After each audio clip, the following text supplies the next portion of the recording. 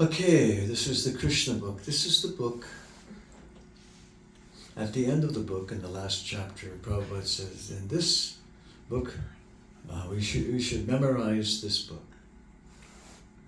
You're not going to memorize word for word, but you're going to memorize every single pastime and know it inside out and backwards. That's what it means. It means you become so acquainted with Krishna's pastimes that you really don't have a lot else to think about. That's the essence of Krishna consciousness, is to think about Krishna always, and this is Prabhupada's instructions, is to memorize the Krishna book. I can show you the quote too, Suri. Where am I?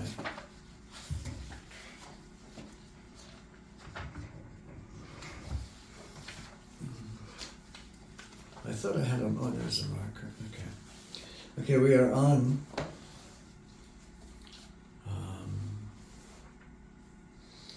we're on chapter 11. And this chapter is called Killing. I think we're on 10. Oh yeah, right. Yeah, because we did. Murari Soda Binding, Lord Krishna.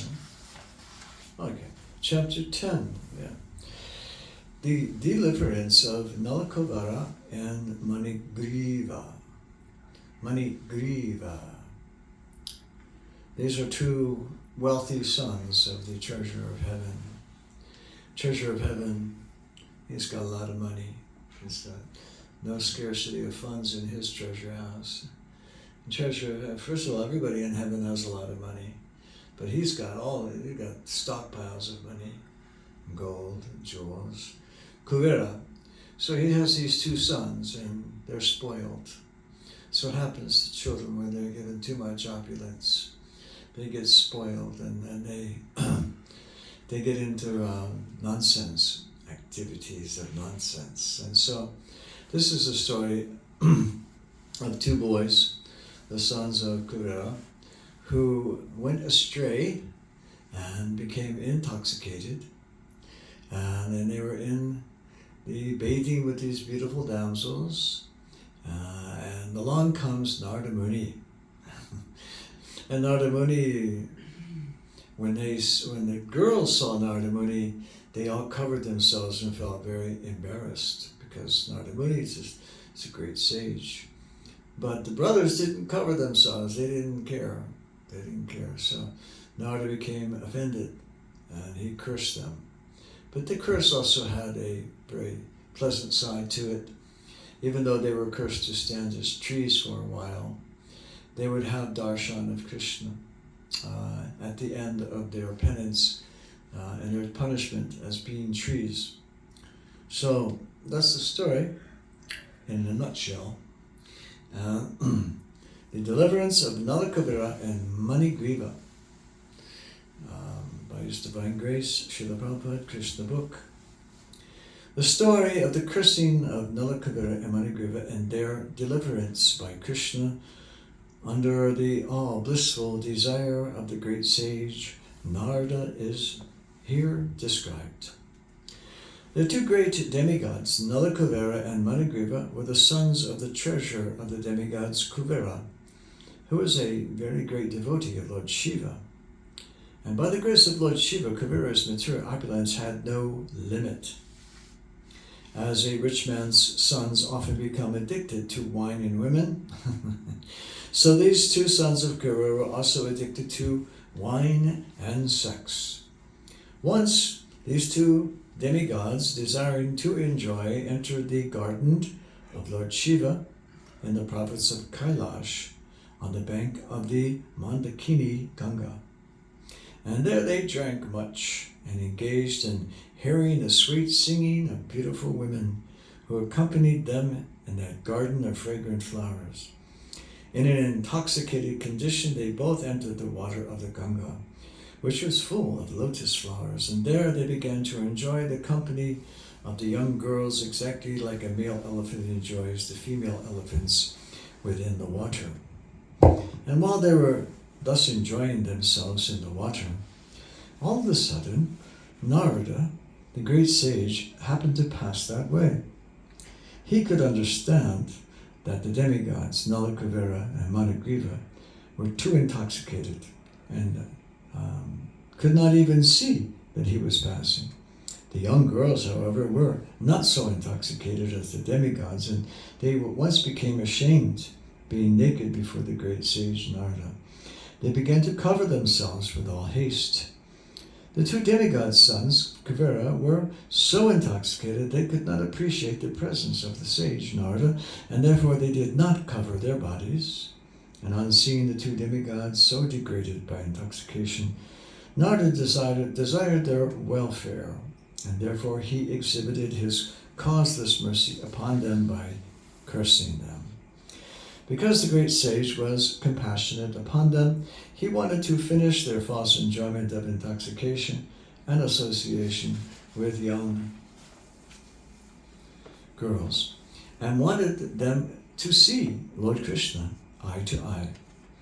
He conceived of the cursing them as follows. He said that the attraction for material enjoyment is due to the increase of the motive passion. A person in the material world, when favored by the material opulence of riches, gradually becomes addicted to three things: intoxication, sex, and gambling. Materially opulent men, being puffed up with the accumulation of wealth, also become so merciless that they indulge in killing animals by opening slaughterhouses. And they think that they themselves will never die. Such foolish persons, forgetting the laws of nature, become overly infatuated with the body. They forget that the material body, even though very much advanced in civilization, up to the position of demigods, will finally be burned into ashes. And while one is living, whatever the external condition of the body may be, within there is only stool and urine and various kinds of worms. Thus, being engaged in jealousy and violence to other bodies, materialists cannot understand the ultimate goal of life, and without knowing the goal of life, they generally slide down to a hellish condition. And in their next birth, such foolish persons commit all kinds of sinful activities on account of their temporary body, and they are even unable to consider whether this body actually belongs to them. Generally, it is said that the body belongs to the persons who feed the body. One might therefore consider whether this body belongs to one personally or to the master to whom one renders service. The master of slaves claims full right to the bodies of slaves because the master feeds the slaves. It may be questioned then whether the body belongs to the father, who is the seed-giving master of this body, or to the mother who develops the child's body in her womb. Interesting. Foolish persons are engaged in committing all sorts of sins due to the misconception of identifying the material body with the self. But one should be intelligent enough to understand to whom this body belongs. A foolish person indulges in killing other animals to maintain the body, but he does not consider whether this body belongs to him, or to his father, or to his mother, or to his grandfather. Sometimes a grandfather or a father gives his daughter in charity to a person with a view of getting back the daughter's child as a son. The body may also belong to a stronger man who forces it to work for him. Sometimes the slave's body is sold to the master on the basis that the body will belong to the master. And at this end of life, the body belongs to the fire. Because the body is given to the fire and burned to ashes, or the body is thrown into the street to be eaten by dogs and vultures. Before committing all kinds of sins to maintain the body, one should understand to whom the body belongs. Unfortunately, it is concluded that the body is a product of material nature, and at the end it merges into material nature. Therefore, the conclusion should be that the body belongs to material nature.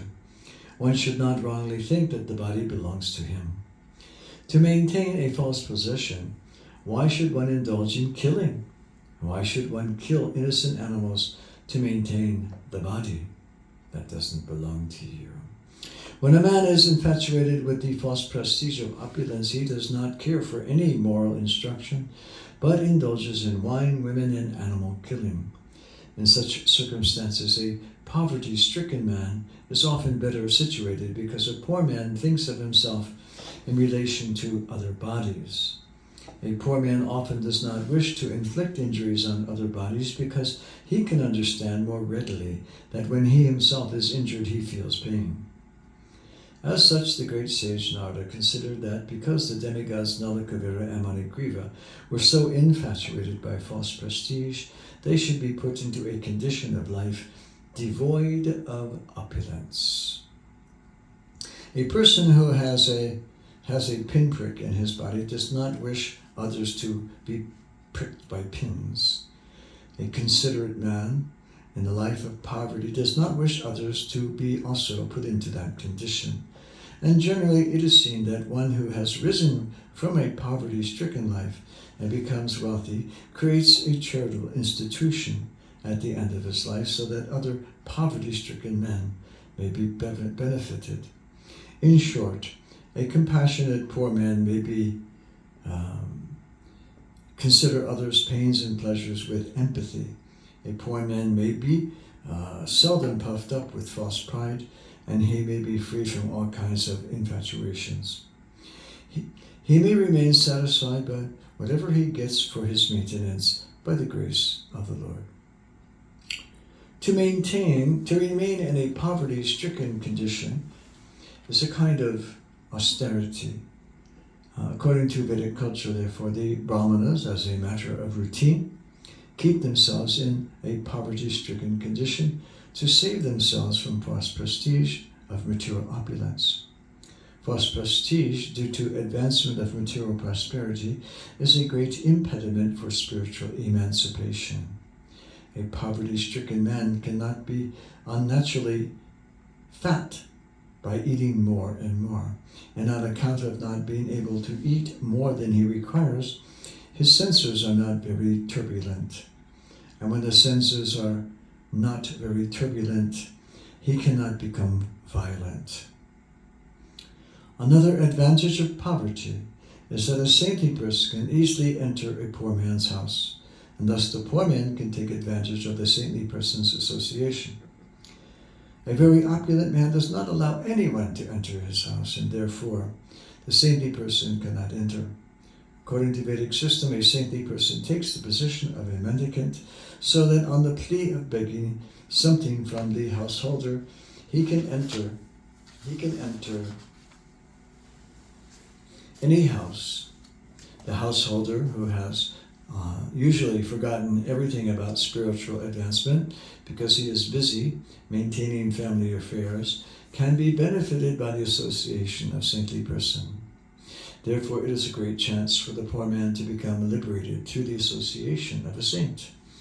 Of what use are persons who are puffed up with material opulence and prestige if they are bereft of the association of saintly persons and devotees of the Supreme Personality of Godhead?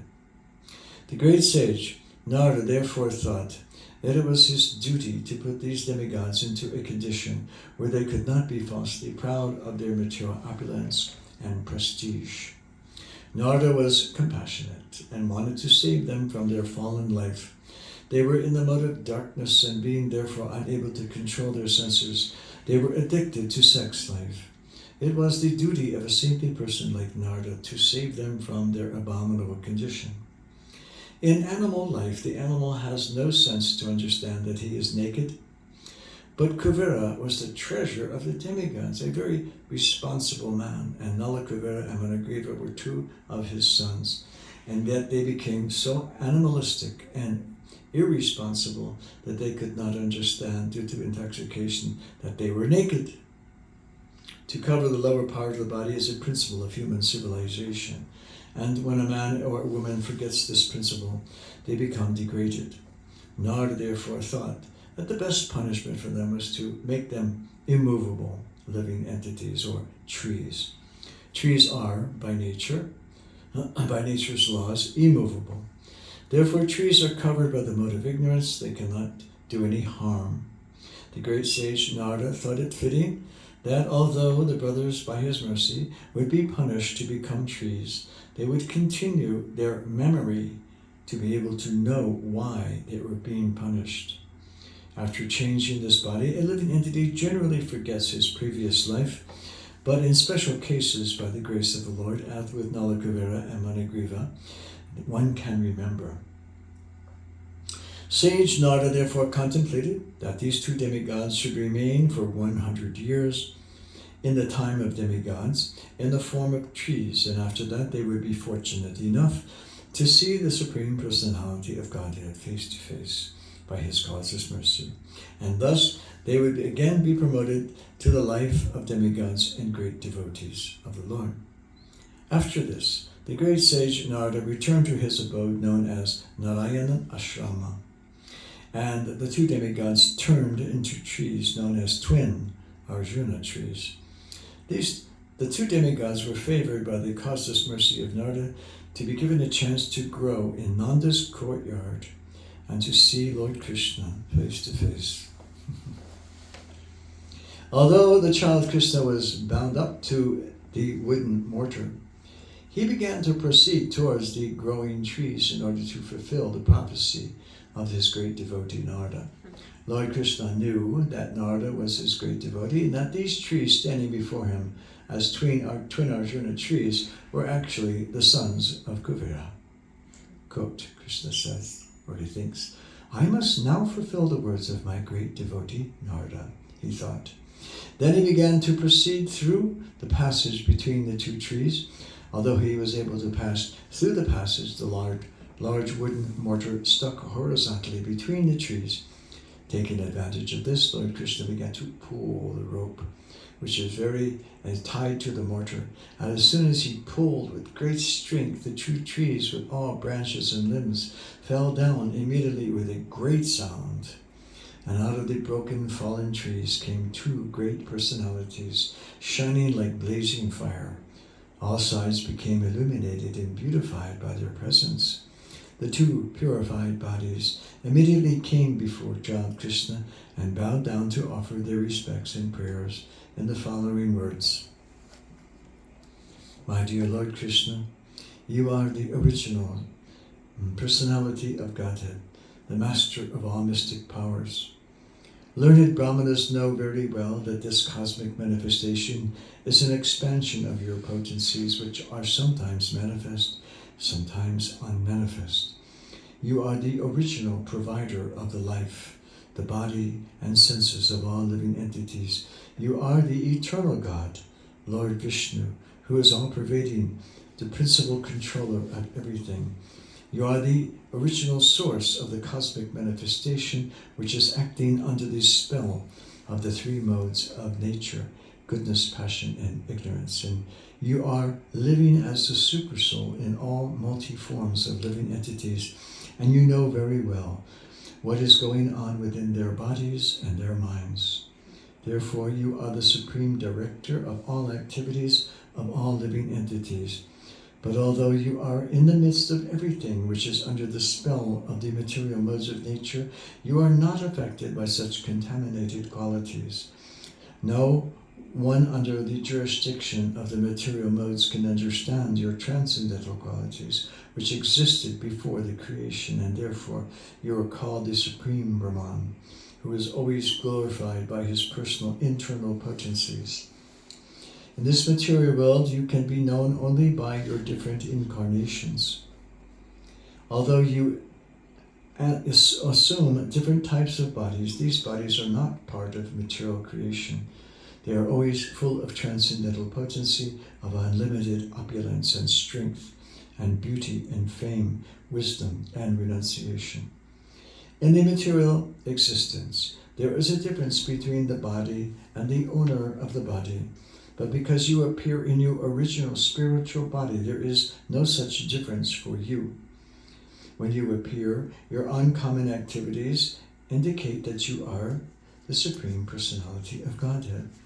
Such uncommon activities are not possible for anyone in material existence. You are the Supreme Personality of Godhead, now appearing to cause the birth and death, as well as liberation of the living entities, and you are full with your plenary expansions. You can bestow on everyone all kinds of benedictions, O Lord. O source of all fortune and goodness, we offer our respectful obeisances unto you. You are the all-pervading Supreme Personality of Godhead, the source of peace, and the Supreme Person is the dynasty of King Yadu. O Lord, our Father, known as Kuvera, the demigod, is your servant. Similarly, the great sage Narada is also your servitor, and by their grace only have we been able to see you personally.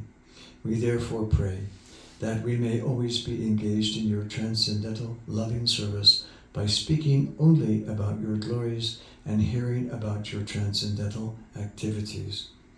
May our hands and other limbs be engaged in your service, and our minds always be concentrated at your lotus feet, and our heads always bowed down before the all-pervading universal form of your Lordship. When the demigods Nalakūvara and Maṇigrīva finished their prayers, the child, Lord Krishna, the master and proprietor of Gokula, bound to the wooden grinding mortar by the ropes of Yasoda, began to smile and said, "It was already known to me that my great devotee sage Narada had shown his causeless mercy by saving you from the abominable condition of pride due to possessing extraordinary beauty and opulence in the family of demigods. He has saved you from gliding down into the lowest condition of hellish life. All these facts are already known to me. You are very fortunate because you were not only cursed by him, but you had the great opportunity to see him. If someone is able by chance to get a great saintly person like Narada face to face, who is always serene and merciful to everyone, then immediately that conditioned soul becomes liberated. This is exactly like being situated in the light of the sun. There cannot be any visionary impediment. Therefore, O Nalakūvara and Maṇigrīva, your lives have now become successful because you have developed ecstatic love for me. This is your last birth within the material existence. Now you can go back to your father's residence in the heavenly planet, and by remaining in the attitude of devotional service, you will be liberated in this very life." Unquote. After this, the demigod circumambulated the Lord many times and bowed down before him again and again, and thus they left. The Lord remained bound up to the ropes of the grinding mortar. Thus ends the Bhaktivedanta purport of the 10th chapter of Krishna, Deliverance of Nalakūvara and Maṇigrīva. Hare Krishna. To let that sink in. Krishna is so kind and merciful. So sweet. We were also saved from a very degraded life, you know. What could possibly change that course? It had to be the presence of a saintly person. That's what changed the course. The presence of the saintly person is also in the books. His presence, all instructions are in the books. Therefore, everyone has the opportunity to have that darshan by taking darshan of the books and the instructions. Srila Prabhupada ki jai. And his representative. And his representative, you. And his representatives. Hare Krishna. Hare Krishna.